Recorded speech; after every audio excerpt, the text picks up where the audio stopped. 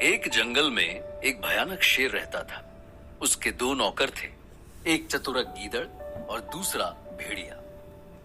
शेर जो भी शिकार करता, उसमें से कुछ हिस्सा गीदड़ और भेड़िए को भी खाने को मिल जाता था। एक दिन उस शेर ने एक ऊँटनी का शिकार किया। उस ऊँटनी के पेट में बच्चा पल रहा था। शेर ने जब उस ऊँटनी के पेट को फाड़ा तो ऊँटनी के पेट में से वो बच्चा जिंदा निकला। शेर को वो बच्चा बड़ा ही प्यारा लगा। उसने उसे कहा, तुझे मुझसे डरने की कोई जरूरत नहीं है। तू आराम से इस जंगल में बिना किसी डर के रह। वो ऊंट का बच्चा शेर के बच्चों के साथ ही बड़ा होने लगा। समय बड़ी तेजी से बीत गया और वो ऊंट का बच्चा बड़ा ऊंट बन गया। एक दिन जंगल में कहीं से पागल हाथी आ गया और वो शेर को अपने साथ लड़ने के लिए उकसाने लगा। शेर ने उसके साथ लड़ाई की और उसे हरा दिया, लेकिन उस हाथी ने भी उसे बहुत मारा, जिसकी वजह से उसके पूरे शरीर में दर्द हो रहा था। इसी वजह से वो शेर कोई बड़ा शिकार भी नहीं कर पा रहा था। तब उसने एक दिन गीदड़, भेड़िए और ऊंट को उसके लिए कोई जानवर को लेकर आने को कहा, ताकि वो उसे मारकर अपनी भूख मिटा सके। तीनों शेर की बात सुनकर उसके लिए शिकार की खोज में चले गए, लेकिन शाम होने तक जब कोई भी जानवर उनके साथ शेर के पास चलने को तैयार नहीं हुआ, तो चतुरक गीदड़ ने ऊंट से कहा, हाय हाय, तुम्हें शेर ने जीवन दान दिया था। उसके पास किसी भी जानवर को फिर से जिंदा करने की ताकत है। अगर तुम अपने शरीर का थोड़ा सा हिस्सा शेर को खाने को दे दोगे तो वो तुम्हें इससे अच्छा शरीर दे देंगे। ऊंट बहुत ही भोला था।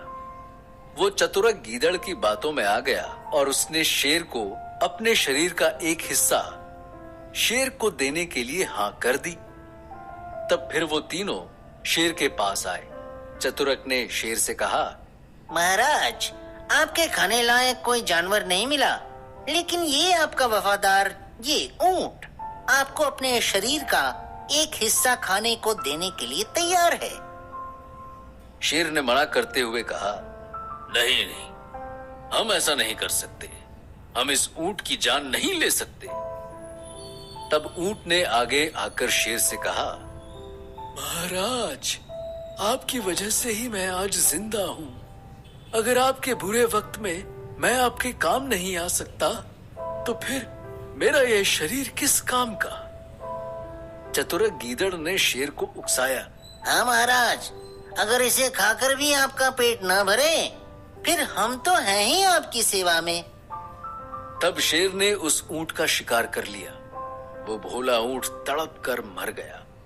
उसे मारने के बाद शेर को दुख हुआ और वो बोला, हमने अपने वफादार साथी को मारकर पाप किया है। हम अभी नदी में नहा कर आते हैं। तब तक तुम यहाँ रखवाली करना, ताकि कोई और आकर इसके शरीर को जूठा ना कर जाए।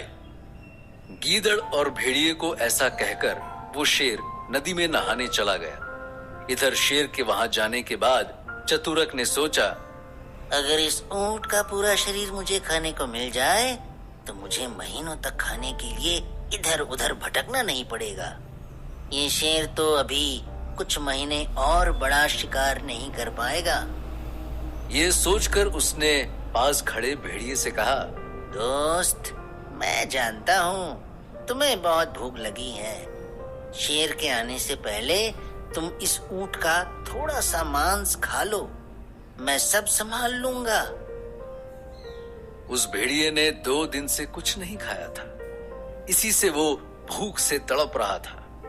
उसने चतुरक की बात पर विश्वास कर अभी उस ऊंट के शरीर पर अपने दांत गड़ाए ही थे कि शेर वहां आ गया।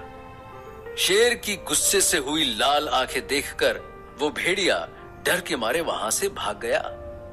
तभी वहां दूर से बहुत सारे ऊंट उस तरफ आते हुए दिखाई दिए। शेर ने चतुरक से पूछा, इतने सारे ऊंट इस तरफ क्यों आ रहे हैं? तब चतुरक ने कहा, शायद ये यमराज के दूत हैं। आपने यमराज की अनुमति लिए बिना ही इस ऊंट को मार दिया है। तो हो सकता है अब यमराज आपको लेने आ रहे हो। चतुरक की बात सुनकर शेर को अपनी मौत का डर लगने लगा और वो वहां से दूर जाकर जंगल में छिप गया। चतुरक के लिए अब रास्ता साफ था।